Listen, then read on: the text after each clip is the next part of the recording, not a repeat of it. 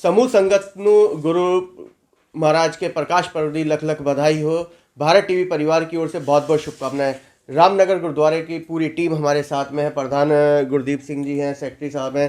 Sir, क्या शुभकामना देना चाहेंगे प्रकाश पर्व की? सारी गुरु नानक नाम लेवा संगत 551वें गुरपुरब की सारी संगत नूं लख लख बधाई। जिन्ने भी गुरु नानक देव जी ने जो 20 रुपए का लंगर लाया सी, अज उसकी ब्याज 20 करोड़ रुपये हो गई है। सारे संसार दे विच यह सेवा चल रही है।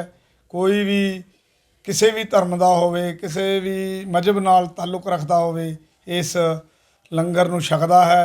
ये साडी सब तो वड्डी साडे सिख समाज की एक सेवा है। नाम जो गुरु नानक देव जी का नाम लेना, वो नाम लैंदा है। गुरदीप सिंह जी, कोरोना काल चल रहा है, कैसे गुरुपुरब आप लोग मना रहे हैं? कोरोना काल में 550 साला गुरुपुरब आया था पिछली शताब्दी, जो कि पूरी धूमधाम से मनाई जा रही थी। बीच में महामारी आ गई। इस महामारी को देखते हुए संगत में तो उत्साह बहुत है, पर थोड़ा गवर्नमेंट की पाबंदी और थोड़ी सी वैसे भी, क्योंकि नगर कीर्तन वगैरह इस बार निकले। बिल्कुल नगर कीर्तन तो नहीं है, पर किसानों ने ऐसा नगर कीर्तन ला दिया दिल्ली में, हमें नगर कीर्तन निकालने की जरूरत ही नहीं पड़ी। सही बात। हमने लंगर नहीं लगाए थे, लेकिन उन्होंने खुद ही लंगर चालू करवा दिए गुरु नानक देव जी ने हमारे। तो ये तो है ही है। किसानों की अगर हम बात करें तो इस समय किसानों का आंदोलन चरम सीमा पर चल रहा है। बहुत ही दुख की बात है कि किसानों को आंदोलन करना पड़ रहा है। जो हमारे किसान अन्नदाता है, हमारे जिनको हम अन्नदाता कहते हैं, अन्नदाता कहते नहीं, वो हैं ही। पानी में खड़े रह के हमारे लिए चावल बीजते हैं, सर्दी में गेहूं को पानी लगाते हैं। एक दिन हम लोग बाहर जाके कोई काम नहीं कर सकता। हम सुबह 10 बजे जाते हैं ऑफिस में, 5 बजे आते हैं तो भी हम कहते हैं बहुत काम करा। उनको रात को जाके 3 बजे 2 बजे पानी की बारी लगानी होती है। धान को, गेहूं को। देखने वाली बात है, उनको उचित मूल्य भी नहीं मिलता। हमारे प्रधानमंत्री नरेंद्र मोदी जी ने ये आश्वासन दिया था कि हम आय दुगनी कर देंगे। मैं प्रधानमंत्री जी को ये बेनती करना चाहता हूँ, नरेंद्र मोदी जी को, कि किसानों की आय दुगनी करने का आपके लिए बहुत उचित समय है। आप अगर सच्चे मन से उनकी सेवा करोगे तो ये जनता आपको खुद ही बहुत आपकी भी सेवा करेगी। किसानों की इतनी हालत ख़राब है कि 2 रुपये किलो का आलू खरीदा हुआ 50 रुपये किलो में बिकता है मंडी में, और हम लोग खरीदते हैं। हम आम लोग खरीदते हैं। 2 रुपये किलो किसान से लिया जाता है, हम लोग उसको 50 रुपये किलो में खरीदते हैं। लौकी 1 रुपये किलो खरीदी जाती है, हम 50 रुपये किलो खरीदते हैं। पब्लिक को कोई फर्क नहीं पड़ता। अगर किसानों की भी थोड़ी आमदनी बढ़ जाए तो उससे क्या फर्क पड़ता है? गुरदीप जी, लगभग 2 महीने हो चुके हैं इस आंदोलन को चले हुए, सरकार के कान पर कोई। मैं उसी बात पे आ रहा हूँ। 1950 रुपये MSP है गेहूं की। हम MSP रेट भी नहीं दे रहे, जबकि उनको पूरा मिलता। 1950 रुपये MSP है। 3500 रुपये क्विंटल गेहूं है, आटा है, सॉरी 3500 रुपये क्विंटल आटा है, जो 1950 रुपये क्विंटल खरीदा हुआ। अगर हम पिसाने के लिए जाते तो 3 रुपये किलो का उस पर लागत का खर्चा है। तो देखो बिचौलिया कहाँ है? हम लोग कहते हैं रिलायंस में कोई है क्या 22 रुपये किलो मिल जाए? हम लोग कहते हैं कि रिलायंस। सेब है, जो सेब 8 रुपये किलो वहाँ खरीदा जाता है, 8 रुपये किलो खरीदा जाता है। जो आज से, मैं उसी बात पे आ रहा हूँ राहुल जी, ये सेब है ना, ये भी एक किसान का है। आज से 2 साल पहले ये सेब 40 रुपये किलो मिलता था आज के सीजन में। आज 100 रुपये से किलो कम सेब नहीं है, 90 रुपये किलो से कम। क्यों नहीं है? हमारे रिलायंस वाले और अडानी वालों ने जम्मू में वहाँ पे स्टोर बना दिए अपने। मैं ट्रकों का काम करता हूँ। आज की डेट में ट्रक इतने आते थे सेब के कि हजारों ट्रक मंडी में आते थे और 8-8 दिन खाली नहीं होते थे। आज उतना ट्रक आता है जितने ट्रक की डिमांड है, इसीलिए सेब का रेट कम नहीं हो रहा। उन्होंने अपने स्टोर वहाँ बना दिए। जितना सेब किसान से तो 8 रुपये किलो खरीदा है। स्टॉक किया जा रहा है, स्टॉक किया जाता है। और ये जो कानून आया, इसमें स्टॉक के लिए ही सबसे बड़ी बात कही गई है कि जितना मर्जी स्टॉक आप भी कर सकते हो। कोई भी कंपनी छोटी से छोटी, बड़ी से बड़ी स्टॉक कर सकती है। अब हम और आप तो छोटी स्टॉक करेंगे नहीं।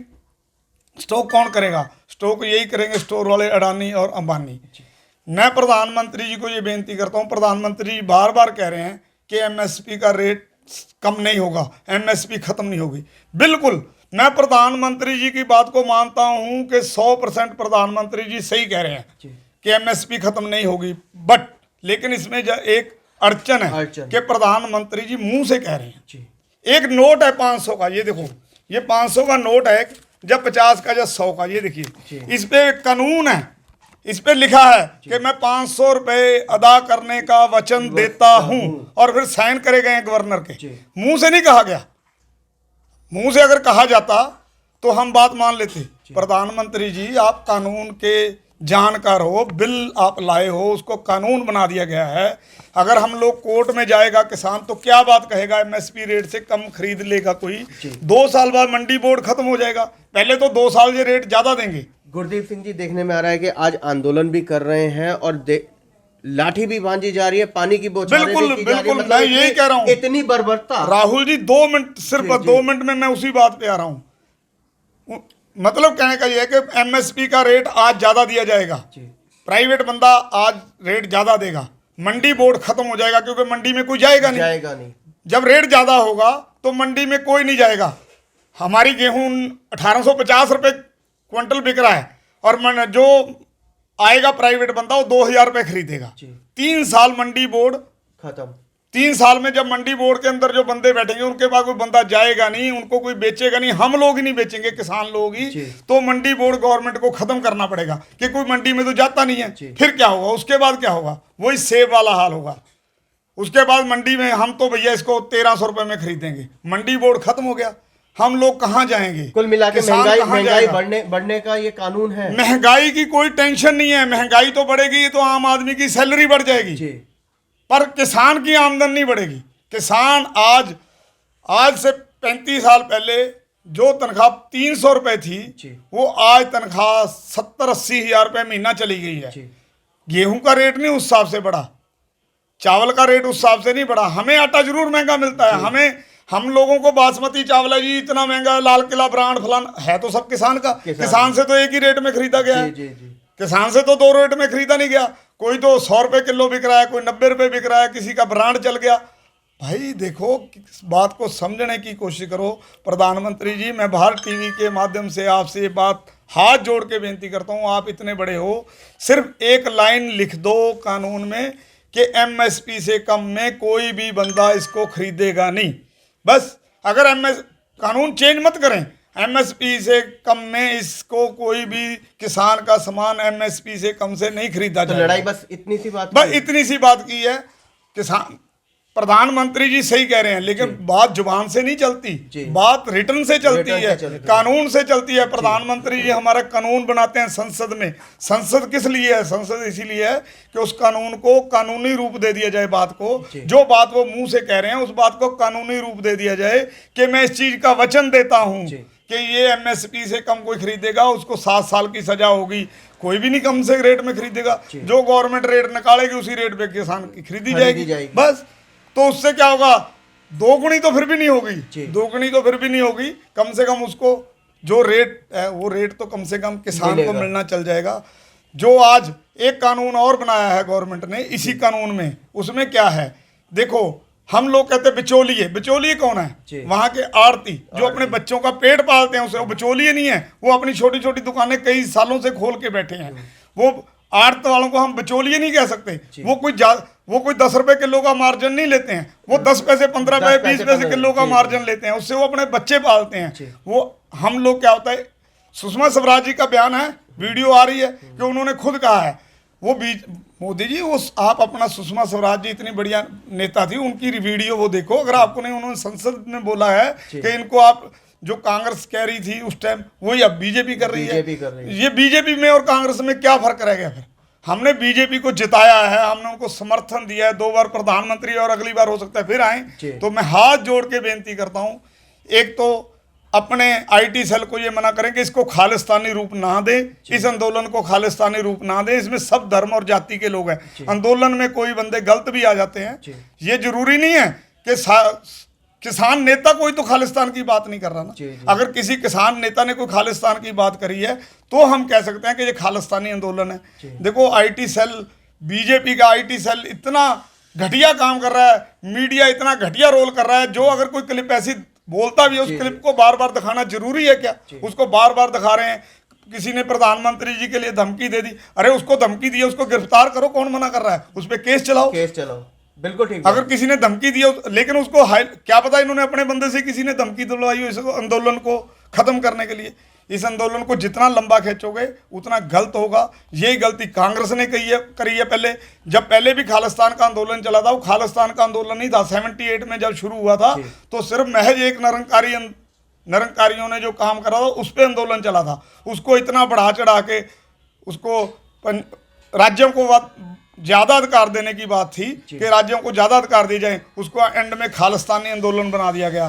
तो कितना पंजाब का नुकसान हुआ, कितना हिंदुस्तान का नुकसान हुआ। सिंह जी, पूरी बातों का निचोड़ अब क्या निकलता है? क्या किसान अब मानेंगे या अब और तेज हो गई? मैं देखो, ये तो गवर्नमेंट के ऊपर है जी। गवर्नमेंट उनको बुला भी रही है, और मैं किसान भाइयों को भी ये अपील करता हूं, अगर गवर्नमेंट उनको बुला रही है तो वो मेज पे जाएं और बात करें। बात तो हिंदुस्तान पाकिस्तान में भी होती है, बात तो हिंदुस्तान चाइना में भी होती है। अगर बात नहीं हो गई तो कैसे किसान आंदोलन खत्म होगा? कभी भी अगर ठीक है, पिछली सरकारों में प्रधानमंत्री जी गए हुए हैं, किसान आंदोलन पहले भी हुए हैं, टिकैत जी के टाइम पे भी हुए थे, जब मनमोहन सिंह जी से डायरेक्ट उनकी बात हुई थी कि आज प्रधानमंत्री जी से बात नहीं हो सकती।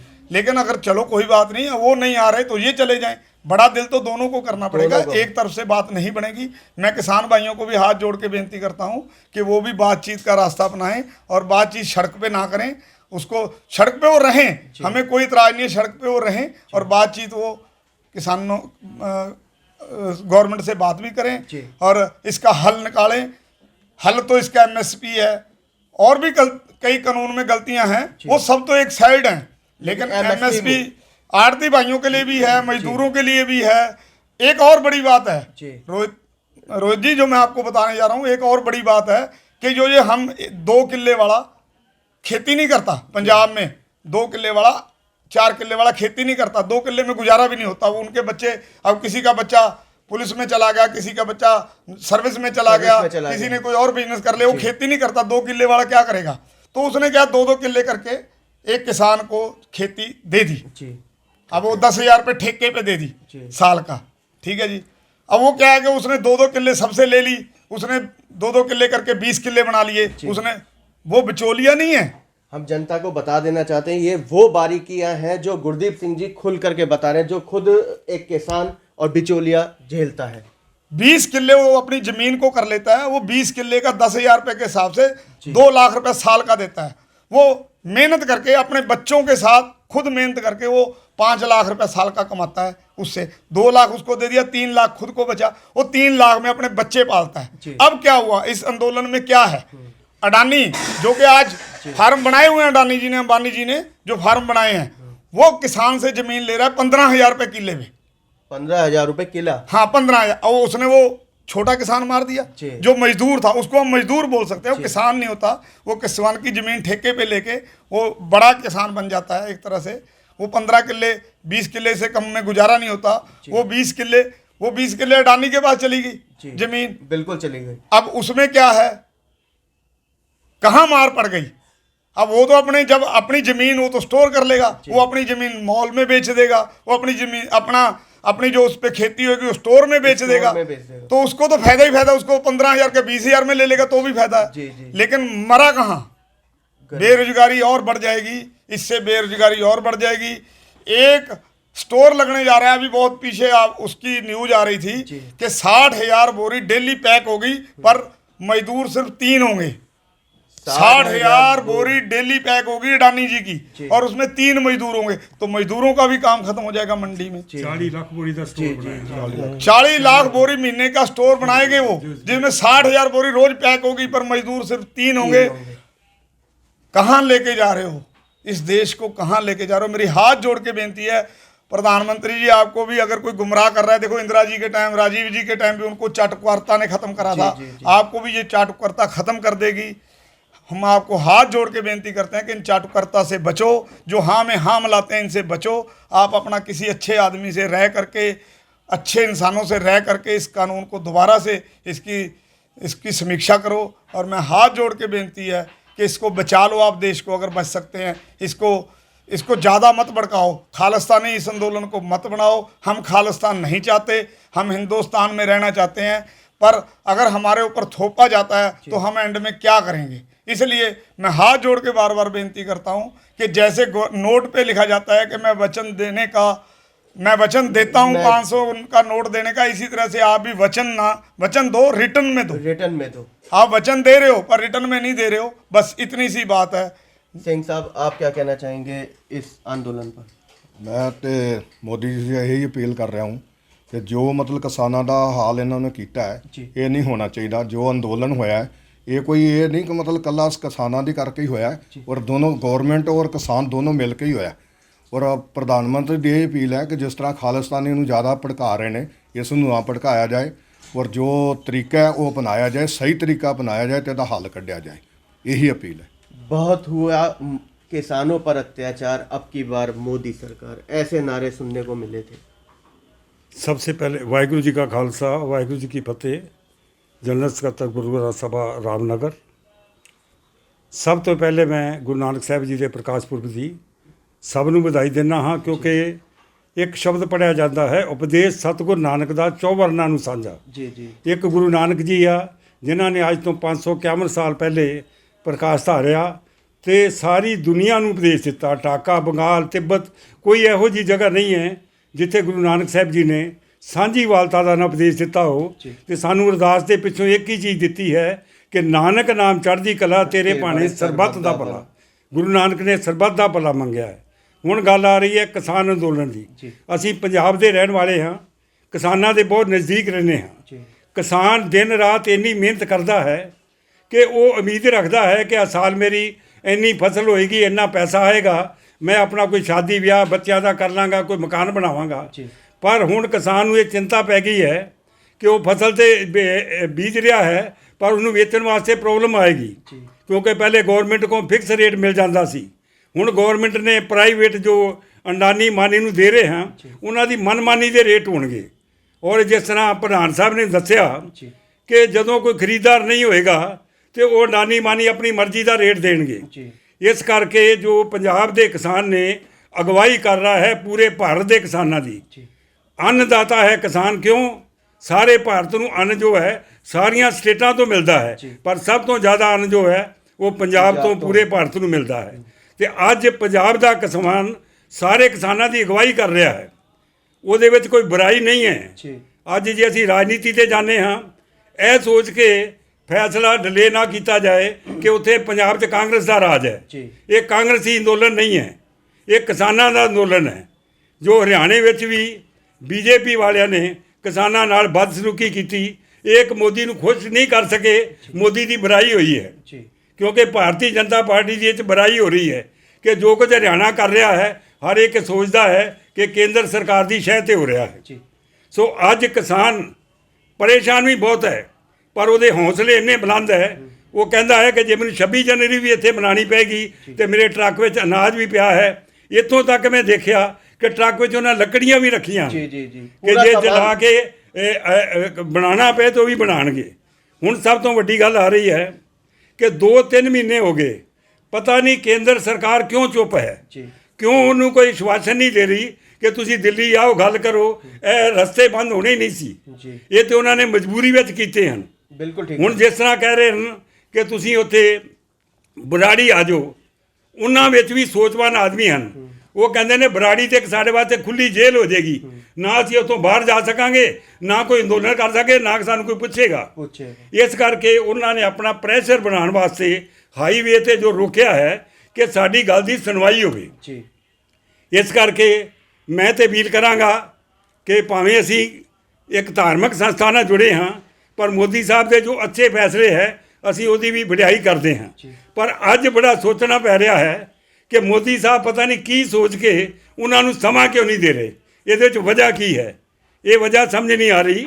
क्योंकि कल मोदी जी ने मन की बात में भी किसानों का जिक्र करा है, किसानों का जिक्र करा है, पर उन्होंने समझाया है कि तुहाडी आमदनी दुगनी। जिस तरह किसी बच्चे नूं कहिए कि तेनू मोटरसाइकिल लै देंगा, तेनू कार लै देंगा, वो पता नहीं कदों लैके देनी। अज तो उन्होंने साइकिल लै दो, अज तो उन्होंने साइकिल की जरूरत है। अज किसान नूं दुगनी आमदन दी नहीं, जो पैदा कर रहा है उसका मुल से ही मिल जाए, किसान खुश हो जाएगा। इस करके मैं तो सभा वालों इतों सारे वालों कि अंदोलन विच असीं भी टीवी देखते हाँ, गलत गल नूं ਬਹੁਤ ਵਾਰ ਪੇਸ਼ ਕੀਤਾ ਜਾਂਦਾ ਹੈ। ਸਹੀ ਗੱਲ ਨੂੰ ਇੱਕ ਪਾਸੇ ਰੱਖਿਆ ਜਾਂਦਾ ਹੈ। ਜਿੱਥੇ ਕਿਸੇ ਕਿਸਾਨ ਨੇਤਾ ਨੇ ਜਾਂ ਕਿਸੇ ਆਦਮੀ ਨੇ ਕਿਹਾ ਕਿ ਇਹ ਗੱਲ ਕਰਨੀ ਚਾਹੀਦੀ ਹੈ, ਇਹਨੂੰ ਆਰਾਮ ਨਾਲ ਗੱਲ ਕਰਨੀ ਚਾਹੀਦੀ ਹੈ, ਉਹਨੂੰ ਦਿੰਦੇ ਹੀ ਨਹੀਂ।